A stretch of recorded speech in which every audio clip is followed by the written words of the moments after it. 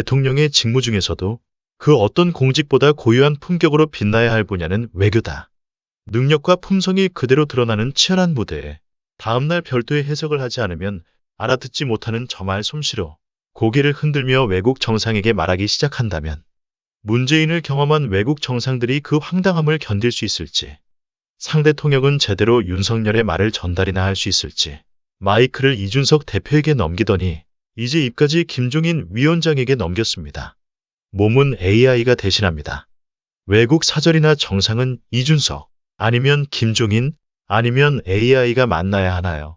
오늘은 교회에 가서 모든 것을 하나님 뜻에 맡긴다며 이명박처럼 영혼을 저당 잡혔습니다. 이런 평가에 대해 어떤 의견이 있습니까? 지지율이 계속 떨어지고 있는데 대선에서 이길 비책은 존재하는지 묻자. 글쎄 저는 그거 잘 모르겠습니다. 정치 컨설턴트도 아니고 그저 국민 바라보고 열심히 하는 것뿐이죠. 주호영 의원이 앞장서며 대답했습니다. 내 친척, 내 친구 표만 다 얻어오면 됩니다. 내가 설득할 수 있는 사람 30년, 40년 됩니다. 그 사람들만 단돌이 단돌이 일본만이야. 잘 그거 해놓으면. 김건희 씨는 아예 나오지 않나요? 그만하시고 또 대통령이 되고 싶다보다는 제 준비가 되어 있냐가 중요한데 준비가 되기 전까지는 하면 안 되겠죠. 그런 거. 뭐 당에 들어온 이상 쓸데없는 소리 좀 하지 말고 좀 제가 봤을 땐 가만히 있으면 이길 것 같아요. 네. 가만히 있는다. 그러니까 윤 후보가 너무 의욕적으로 나가는 것보다는 자신이 강점이 있는 어떤 대국민 메시지 개선되고 토론 준비 열심히 하면은 제 생각엔 윤 후보가 장점이 많을 거라 봐요. 뭐라고요? 이준석 대표가 가만히 있으면 당선된다는데 거기에 대해서 뭐 제가 답변할 필요는 없을 것 같고요. 윤석열 후보님, 당신은 누구입니까? 뭐라고요? 글쎄 저는 그거 잘 모르겠습니다. 소위 진보라는 언론 매체에서 문재인 정부 내내 일어난 일을 잠깐 말하겠습니다. SNS에 올라온 글인데 참 가슴에 와닿습니다. 오래도록 짐짓 근엄한 목소리로 현 정권에 대해서만 유독 쓴소리를 하던 이들이 있었습니다. 그들은 아마도 스스로를 지식인이나 중립적이고 엄정한 언론인이라고 규정하고 있을 것입니다.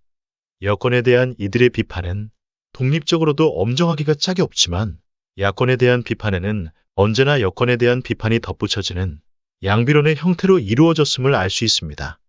이런 모습을 비겁한 엄정함, 편향적 공정함, 악의 인센티브, 뭐라고 불러야 할지는 아직 잘 모르겠지만 이를테면 작년 이맘때쯤 경향신문에 민주당만 빼고라는 칼럼을 쓴 인물이나 정치인도 아니면서도 한껏 들떠서 그 제목에 동의하거나 굳이 드러내지는 않았지만 내심 캐제를 부르던 이들이 여기에 해당된다고 할 수 있겠습니다.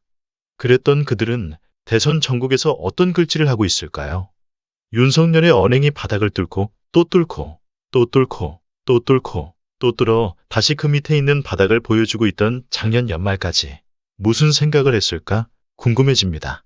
여전히 자의식에 가득 차서 혹은 능숙한 자기합리화의 과정 끝에 이런 것이 민주주의다라고 애써서 위안하면서 민주당만 빼고라는 말을 계속해서 자신 있게 입 밖으로 내고 있진 않았을까? 아니면 일전에 내렸던 자신들의 판단이 정치 신념에 사로잡혀 있었던 것이거나 비겁한 양비론이었다고 그래도 성찰하고는 있을까 궁금해집니다. 윤석열의 저 가장 낮은 바닥을 향한 여정은 어떤가요? 그는 그저 검찰 개혁에 맞서서 검찰의 기득권을 지키기 위해서 가열하게 싸웠고 그 상대가 우연히 최고의 권력, 즉 정권이었을 뿐인데 그걸 권력 저항하는 공정의 화신으로 언론이 포장하거나 착각한 행태에서부터 시작되었습니다.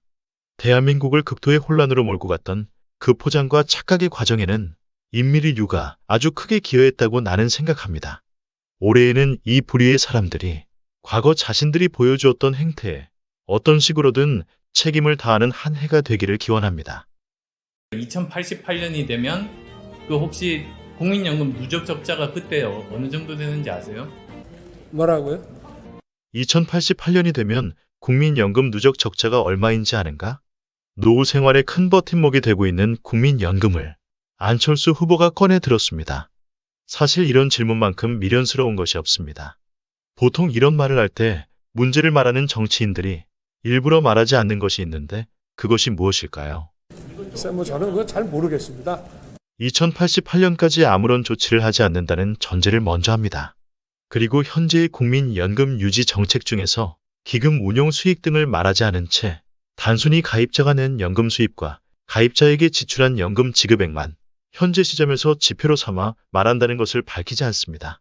단순히 문제가 많다는 것만 부각시켜서 정치적 이익을 얻는 것이 발언을 하는 목적이기 때문입니다. 정치인이거나 정책 위반에 책임이 있는 자라면 이렇게 말하는 대신에 정책 대안을 다각도로 제안하면서 자신이나 정당이 검토한 결과 이러이러한 방향으로 정책 개선이 조금도 개선이 되지 않을 경우 최악의 경우 2088년에는 이런 참혹한 결과까지 올 수 있다. 그러니 지금부터 장기 계획을 세워 제도를 개선해야 한다. 그렇게 말해야 합니다. 물론 그 제시된 정책이 하나의 개선안에 불과하기 때문에 전문가들과 장단점에 대해서 많은 토론이 있어야 합니다. 다음 발언을 들어보겠습니다. 1경 7천조입니다. 저는 경이라는 숫자는 처음 봤어요. 이걸 정치인들이 그대로 놔두고 있는 거거든요. 2088년에는 누적 적자가 1경 7천조가 된다고 합니다. 제가 말한 것처럼 정치인들의 잘못을 지적하면서 문제를 제기한 자신을 드러내는 이익을 취하려 합니다. 그리고 그거는 다 2030을 포함한 그 아이들이 다 갚아야 되는 그런 부채인데 이걸 그대로 두는 거는 범죄 행위고 대한민국은 도대체 어떻게 생존 전략을 세울까? 저는 이게 대선에서 제일 중요한 화두입니다. 7월 국민연금 기금 적립금은 701조 2천억 원으로 1988년 5,300억 원으로 시작한 국민연금은 도입 후 31년 만에 700조 원을 넘어섰습니다. 2021년 7월까지 2021년에만 기금 운용 수익이 43조 3천억이 늘었습니다. 이런 이야기는 절대로 하지 않습니다. 수령인 수와 연금 납부액을 현재를 기준으로 연도별로 적자 증가 폭만을 더해 1경 7천억이란 숫자를 만들어낸 것입니다. 안철수 후보의 말대로라면 기금은 매년 늘지 말고 줄어들어야 합니다만 그렇지 않다는 것을 증가된 기금이 보여주고 있습니다.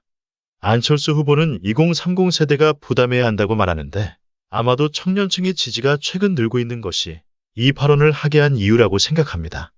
하지만 2088년이면 지금 2030 세대는 적어도 90대 정도이니 2088년 당시 2030 세대를 말하는 것이 될 것입니다. 연금은 줄이고 부담을 늘려서 국민 연금 적자를 줄여야 한다. 대부분 걱정하면서 말하고 있습니다.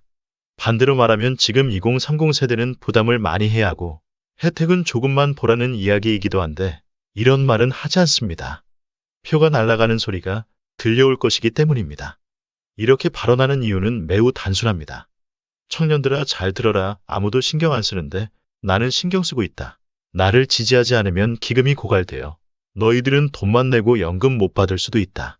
이런 인식을 심어주려 하는 것입니다. 불안과 공포감을 심어 이익을 취하려는 것이죠. 뭐라고요? 불안과 공포감을 심어 이익을 취하려는 것이죠. 글쎄, 저는 그거 잘 모르겠습니다. 오늘 영상은 여기까지입니다. 고맙습니다.